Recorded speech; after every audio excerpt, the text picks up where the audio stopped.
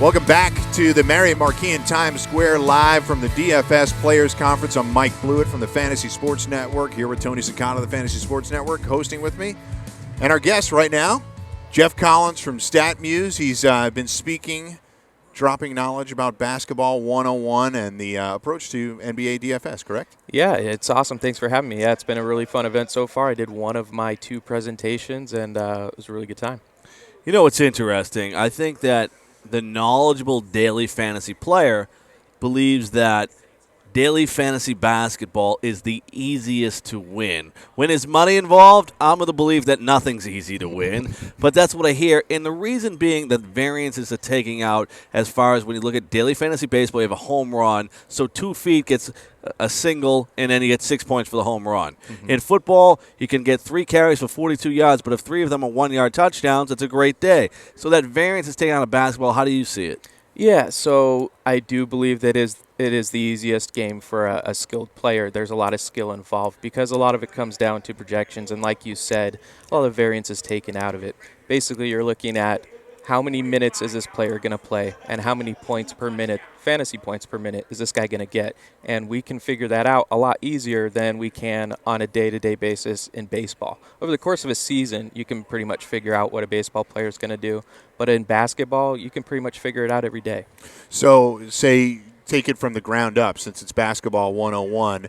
I'll start with your personal relationship with it, and how did you get started with it? How did you get into it, and how quickly did you fall in love with it? Probably immediately, but answer the first few questions. I mean, my background in basketball in general, I played in high school, and I was a ball boy for the Warriors in high school, and then after that, I got into coaching. So I've always had like a basketball mind. Like I've always loved it, enjoyed it, and always wanted to think about the strategy of it, right?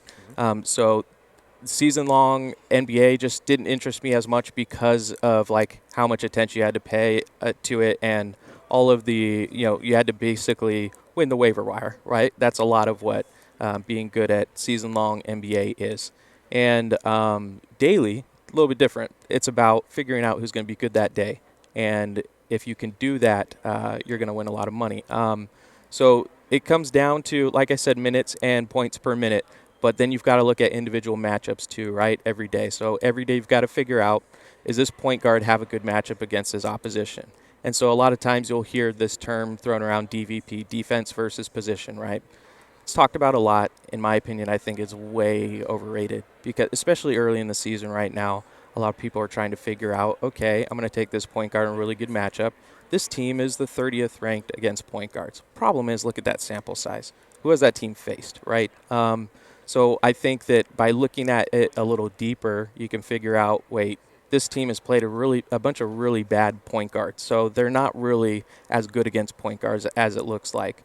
So you can look at player comps to kind of increase your sample size and say, well, what can I figure out? Okay, I've got Greg Monroe that I want to roster. What teams has Greg Monroe done well against that players similar to him have done well against also? So I'll look at, whether it be a list of 5-6 players I think are kind of similar to Greg Monroe, whether it be Pau Gasol or whatever, and look to see if those players have played that team that he's about to be matched up against that night. Right. Great point by Jeff. No matter what the daily fantasy sports is, whatever you play in baseball, football, basketball, you'll hear a lot of the great players talk about sample size, and that's a key when you're trying to get reliable data. And at this point in the season, the NBA, you got to go back, to me, a year and a half, and then also you have to figure out what changes were made in the offseason. The Dallas Mavericks, per se, are not one of the worst teams in the NBA right now defensively, but if you look at it from man to man, they should be, and right now they're getting away with it, and that's something we want to, smart daily fantasy players want to take advantage of going forward. Yeah, so, and a lot of that, people will talk about regression, right? Positive and negative regression. How do we figure out which teams are underperforming, which players are underperforming or overperforming? And a lot of that you can look at with percentages, right? Shooting percentages. If a guy, I use Danny Green as an example. I'm kind of infamous for rostering him this early in the season.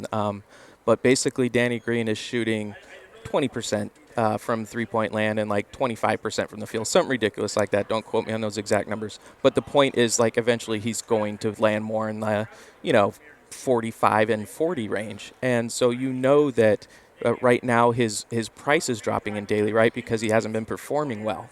But in reality, he's worth more than that price because you should be expecting him to shoot 45 and 40 on a night instead of what he has been shooting at. So you can kind of figure out who's going to regress positively and negatively with their counting stats based on some percentages.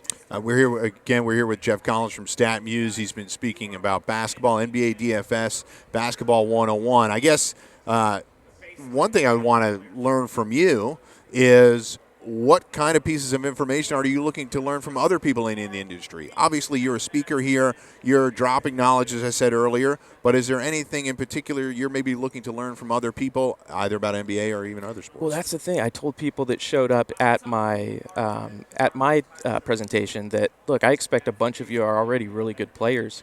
The fact that you're here and that you are a good player means that you are a good player because you're trying to improve, right?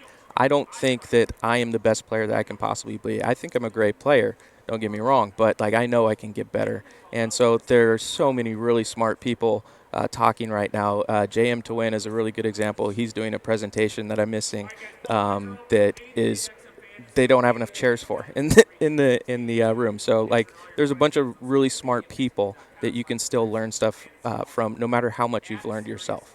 Yeah, and I think that's a big thing when you look at it and you're trying to play daily fantasy is a lot of the players that have been successful have basically emulated other people out there that they lost to, and it took them a while to go there. Thad Houston, of course, from rotogrinders.com, Sure. He tells me the story all the time, how he used to go and find guys like Drew Dinkmeyer, Al Zeidenfeld, play them in dollar games, and then chart their lineups each and every day. And now he's become a guy that's won 3 live finals. Mm-hmm. He was getting killed, and he was just learning how to play at $1 a time. And it's way cheaper than going to Harvard.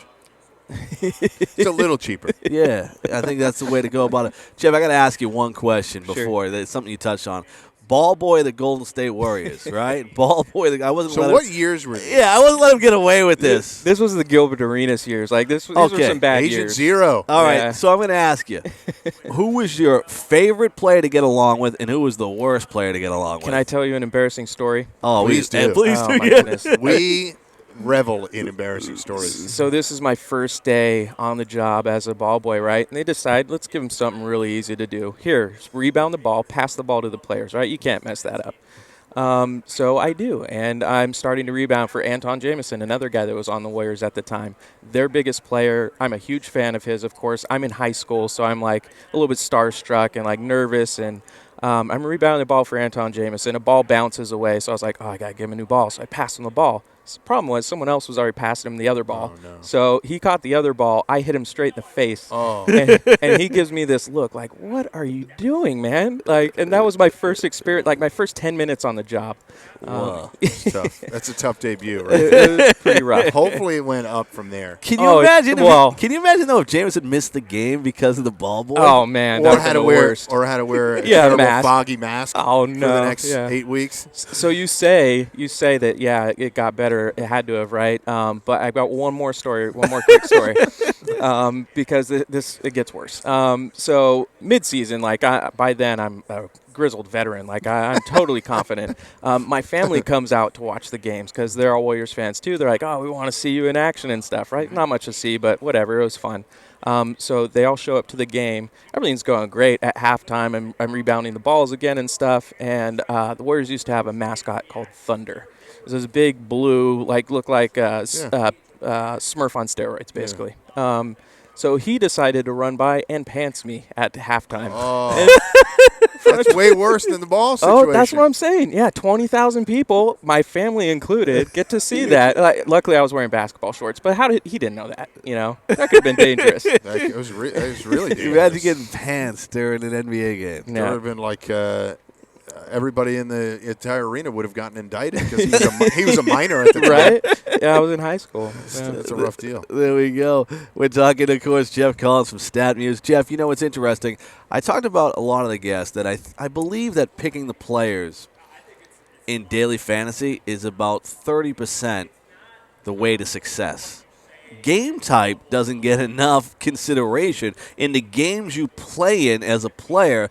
Can you speak to game type? Sure, yeah. There's, types of game, and then there's game selection, too. So say you figure out the game type that I'm good at and that I want to do are head-to-heads. They're really safe. I feel like, I want to grind away, make a little bit of a profit. That's great. But you also got to do a little bit of research on who you're playing if you're playing head-to-heads, right? So that's game selection. If you're playing head-to-heads, make sure you're not taking the CSU Rams and the Al Zeidenfeld's games, unless you're trying to do it for $1 and to learn like Thad did, which is a great way to learn. But you want to make sure that you are selecting games that are potentially going to be profitable for you.